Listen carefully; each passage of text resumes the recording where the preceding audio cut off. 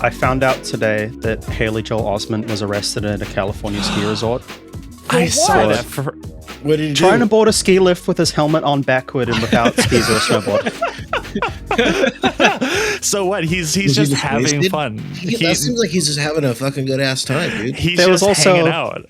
Some possession of a controlled substance, but you know, I the bet other that dude part's way smokes funnier. mad reefer.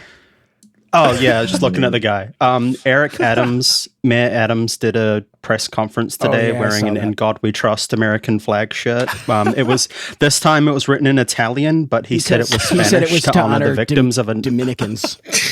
yeah. But he says it was Spanish. I have a theory about like big city governors. I feel like you have to have like a jester factor to become a mayor in a big city. Because like Lori Lightfoot, you know, she famously said she had the biggest dick in the entire city, and she had the biggest dick compared to like any Italian out there. And she had like the craziest fits. And Eric Adams is just like a clown. All of these big city mayors in America are clowns. I signed up to volunteer for his next campaign, guys. Eric Adams. Why? What do you mean? For what, I just what want reason? to see what do they how do they train you? How do you like how do you what's the ask when you're fucking dialing and texting these people, like what? Because like I've done phone banking and stuff. Unfortunately, I'm gonna get owned for this if this makes the recording, but I've done a lot of that stuff for like Democrats when I was younger, and even a little bit for like I did canvassing for Bernie in real life. Nerd. Nerd. Fuck this guy. And they always that's they'll teach you like how to like what the pitch is, and I want the elevator pitch for Eric Adams. I want to know what that is. Yeah. The pitch is like he did not get Turkish hair implants. He did not. He does not like Turkish Airlines. The last piece of news, I wanted to include this in my little update to you, was mostly for Lolo. Hi, Lolo. Nice to meet you, by the way. I don't think we've met before. Oh my God. The MrBeast experience at Resorts World has been a total disaster. Yes. Wait, what happened? You didn't. Oh my God. I was at Resorts World this weekend. I was locked in my room for 6 hours waiting for my chocolates to be delivered. You were drinking a $70 coffee. Yeah. Where is he? Where is he? I do have a comment to say about this, which is for our listeners, I need you to know that I am a gambling addict, and I go to Las Vegas every single year for the last 10 years with a group of idiots that I used to work with. And I will say that Resorts World is one of the most cursed places on earth. Is that so? That's where the MrBeast thing happened. Caleb, you didn't hear about this? No, and also I'm getting somebody's got some bad noise. Something is Something very like June's gain's gone up. No, my whole system is fucked. Okay, how am I now? How do I sound now? Can you turn down your gain a little bit? Yeah. How about now? How do I sound? Much better. Okay. So what is this? MrBeast. MrBeast. So new, Las something Vegas, new, there's a horrifying? place called Resort World in Las Vegas. There was a thing called the MrBeast experience, which was sold to people. They came out there for the weekend, and it's like In Las Vegas at a casino, by the way. The popular children YouTuber MrBeast doing the Las Vegas Are we pop gonna have up. like our millennials have like Harry Potter adults? Are we gonna have like MrBeast adults? yeah, Oh yeah. my God, I hope so. This is already the MrBeast adults are already here. He's doing a seamless transition of his audience from children into full-on gambling addicts, like full adults. So it was going to be an event, an experience at Resorts World. There would be exclusive games, MrBeast theme menu, and mystery bags thought to contain limited edition merchandise. One would have a $10,000 gift voucher. Okay, I just need to be clear that if you are a full-grown adult person doing this, you need to be put on a list. Yeah. You need to be investigated. I kind of feel like I want to do a contest like that where it's like, oh, you can hang out with MrBeast for a day, and I want to win it, so he just has to hang out with me. I saw a video of I think a crowd of people yelling at the organizers of the event, because I don't think the person who organized the event was MrBeast. From what I could tell, it was like the hotel. No. Like somehow tried to organize The it. hotel was like very explicit. They were like, we had nothing to do with this. We didn't know about this. Like like, leave us the fuck out of this.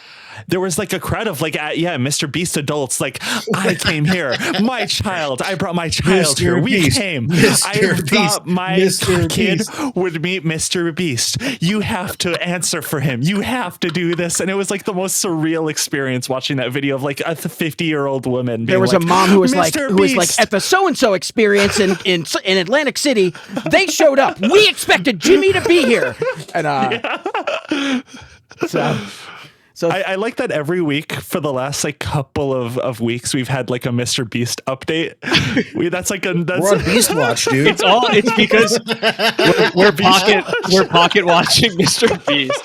I think because we know that eventually we need to create well, he's going to come on the show, but he's going to come on the show after I mysteriously die in Africa.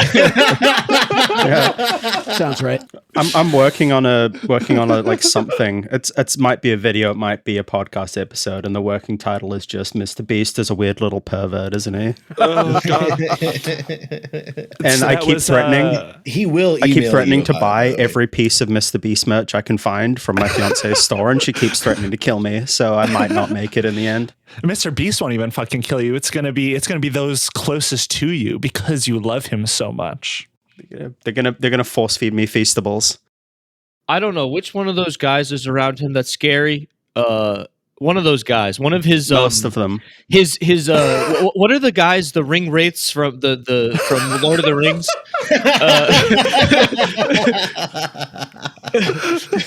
Like the kings. That's like the ghosts that ride the Nazguls. Yeah, the Nazgul. Yeah. The MrBeast the MrBeast Nazgul, which is a Toyota Camry, is going to run you over. And that was your Beast Watch of the week, everyone. That was your weekly Beast Watch. Jesus fucking Christ. So welcome to Western Kabuki. Yeah. One of us will be dying today. Next time you will not hear from one of us. Hello. Hi. Are we rolling? I guess so. I mean, I'm rolling. Yeah. Get a little Beast Watch and you get a little behind the scenes clip of your old friend Bird Respecter libbing out. I love when you talk about like Caleb, you in particular. I say this all the time, but I feel like whenever you talk about any morsel of your past, you were just like the most fascinatingly strange and incoherent person, and I love every morsel I learn about you. You were just like you are like a fake person. I was talking to this to Marcos about this, and he's like, every time that you tell me something about your past, like I don't believe you, but it still makes sense. Yeah, yeah. I think last time, interestingly, it was about 4chan, which we're going to be talking about today. You were talking about how you were involved with like some anonymous organizing in real life, and I was like, well, like, what do you fucking mean? I didn't even know they did that shit. What do you mean anonymous was in person? That goes against everything about anonymous. Yeah, they wore masks. I helped organize the Seattle rally for the Scientology reads, dude. Yeah, that's Caleb, so sick. Yeah. Did you own the mask? No, I never owned the mask. I did not have the Guy Fawkes mask. I thought that was stupid even back then.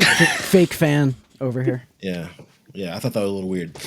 Welcome to Western Kabuki. Let's see. I guess, sorry, Alex, you started to... No, go for it. You're better at this than me anyway. We tried it without you the other week, and it was tough. Oh, yeah. I haven't listened to that yet. I always love listening to the episodes I'm not on because it's so much more fun than listening to me, like, fail really bad at riffing and try and sound smart and breathing really heavily. Much better show. Alex, how you doing, pal? Well... I'm great. I've got some fun facts about all kinds of stuff that's going on in the world. I'm glad that we are going to learn more about the 4chan hack today. And, first, it's like, feels like the first day of spring in the New York area. So I'm really stoked about that, too. Spent a lot of time outside today. Nice. June, how are you? Not bad. I last night spent a lot of time cracking the hell up at. I discovered that there is a Donald Trump nickname Wikipedia with every single nickname he has ever given any politician ever, and it's like a fucking gold mine. Let's just hit a few of the heavies here. We got so the ones that episode, we're gonna go off in the left field anyway. I think it will be Patreon. The ones that really got me were the Hillary Clinton ones. So it goes in a line of Crazy Hillary, Crooked Hillary, Lion Hillary, and then under Lion Hillary, there's Beautiful Hillary. that like caught me off guard. I should have looked at the context of when he said it. There is a link for that one, and it's just so out of left field. It's just like, what do you mean, Beautiful Hillary?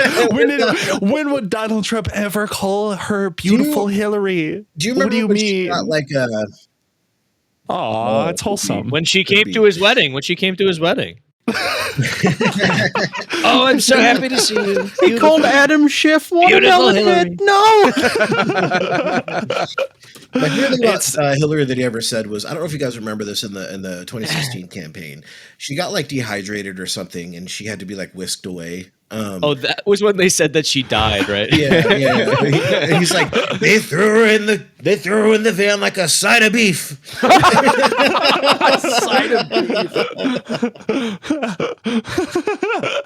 I also love the Ron DeSantis ones. I'm fucking crying at this. I can't even control myself. Yes. So the first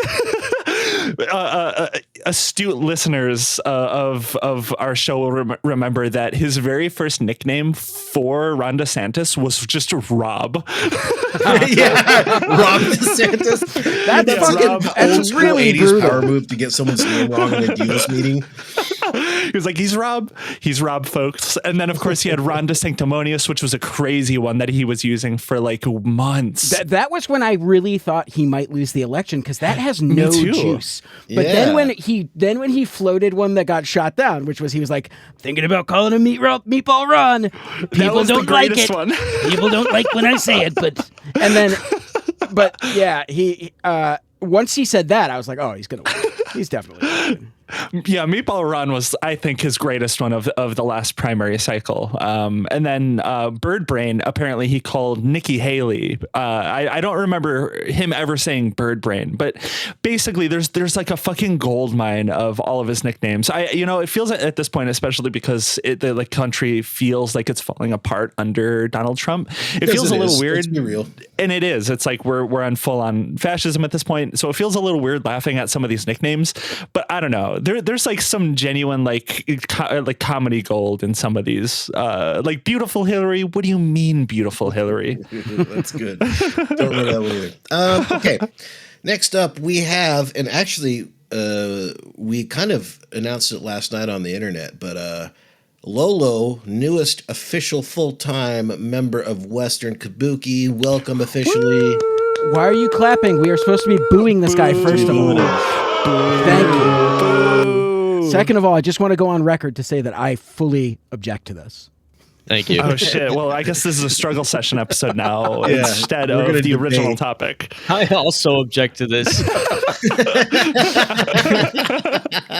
We've got 2 against and 2 for. They have all the photos of me from Chicago. You should have never given me your phone number. What do you think all those cameras on Epstein's mansion were for? There's a DVD. It says Lolo and Chris Tucker on it, but I don't want to tell you what's on that DVD. If Epstein started like 20 years later than he originally did, he would have just tried to get guests on his podcast, coerced people into doing his show or whatever. He would have definitely been like the Joe Rogan co-host. Like he would be like sitting right next to Joe Rogan, like, hey guys. I mean, I assume that there's some right wing podcaster person who is doing it's Lex Fridman right now. He's the one doing that. Where the fuck did he come from? Why does anyone care what he says? He's being propped up. He was like he came out of a test tube at the age of 40 years old. I swear. That dude sucks. Yeah. My favorite was when he I don't know if he still does this, but for a while he was following like Vladimir Putin and Zelensky on Twitter. Like those were the only 2 people that he followed. Yeah, I remember that. His whole thing that is just always so fascinating to me is like, if we all just come together, we can have the most boring conversation of all time, and maybe, just maybe, we'll understand each other. That's like his whole shtick, is that he's just boring. I mean, I think he has the enlightened politics of a 14-year-old boy. Yeah. My favorite thing about Lex is that Ed, and I don't know if Ed has talked about this publicly, so sorry if I'm spoiling this, Ed. He's writing.